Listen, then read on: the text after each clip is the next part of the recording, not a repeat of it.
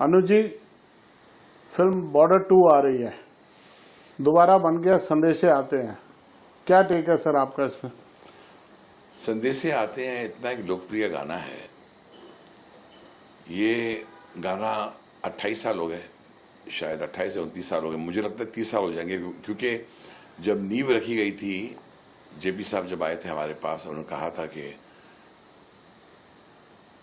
अनु मुझे कुछ ऐसा गाना चाहिए जो सदा सदा चले। मैंने कोशिश बहुत की, लेकिन हाथ में कोई मुखड़ा नहीं आ रहा था। एक दिन जावेद साहब को लेके आए और जावेद साहब ने पूरा गाना लिखा हुआ था।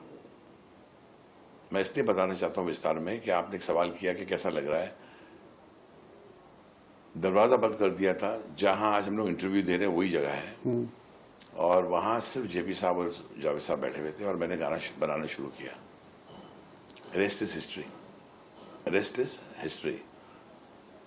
उसकी रिकॉर्डिंग तक मुझे अच्छी तरह याद है, सुबह के 5 बज गए थे गाना करते करते। सहारा स्टूडियो था, नया नया खुला था, और मैं वहां पहुंच गया। सतीश जी हमारे रिकॉर्डिस्ट थे, कभी आप उनसे भी मुलाकात करो। वो थे वहां, और किस तरह मैंने सोनू निगम और रूप कुमार राठौड़ को रिकॉर्ड किया। मैंने किस तरह, वो कह रहे थे भाई अन्नू जी आप अलग अलग रिकॉर्ड करो, मैंने बिल्कुल नहीं, मैं दोनों को साथ में रिकॉर्ड करना चाहता हूं।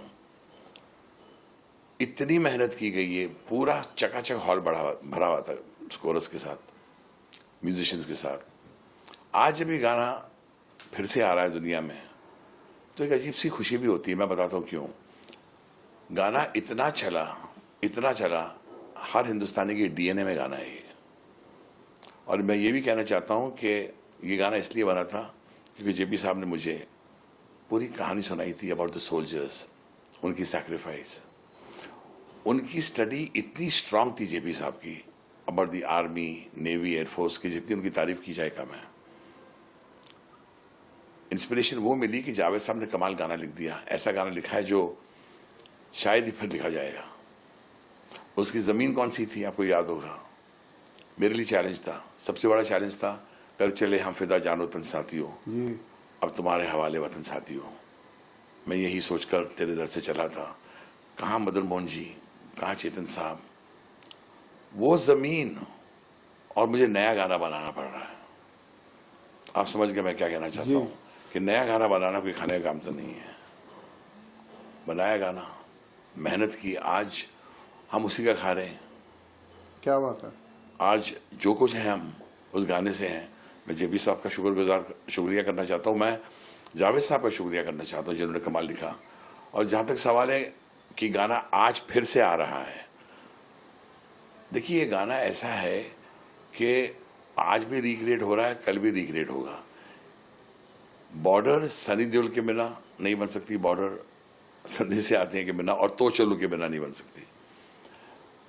जिन्होंने भी रिक्रिएट किया, I would like to congratulate and wish them all the best. The reason is very simple, जब उस वक्त चला था, बहुत लोकप्रिय गाना हुआ। मैं दुआ करता हूँ ये फिल्म और चले, गाने भी वही चले, और इसका रिक्रिएटेड जो वर्जन आ रहा है वो भी जनता को पसंद आए। बिल्कुल, मैं भी यही दुआ करता हूँ कि जो ये रिक्रिएट कर रहे हैं ये बहुत चले।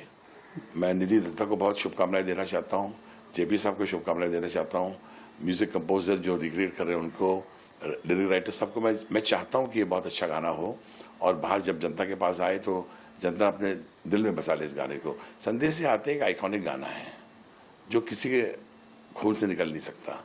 वो गाना वो है जो लोग 26 जनवरी को गाते ही गाते हैं, 15 अगस्त को गाते ही गाते हैं, और गाते ही रहते हैं। यानी कि अगर कोई इसका मीम भी बना ले तो लोग भड़क जाते हैं। ये वो गाना है। मैं पहले भी मैंने कहा था आपसे, मैं आज भी कहूँगा, मैं अपने आप को बहुत खुशनसीब मानता हूँ कि सरस्वती माँ ने मुझे चुना, ये गाना मैं बना सका because of the blessing of Saraswati माँ। लोग अन्नू मलिक को जब बोलते हैं कि अन्नू मलिक जी आपने संदेशे आते हैं बनाया, और एयरपोर्ट्स पर जब आर्मी के कुछ फैमिलीज मिल जाते हैं और जो गले मिलते हैं, मैं समझता हूँ मेरी जीत हो गई।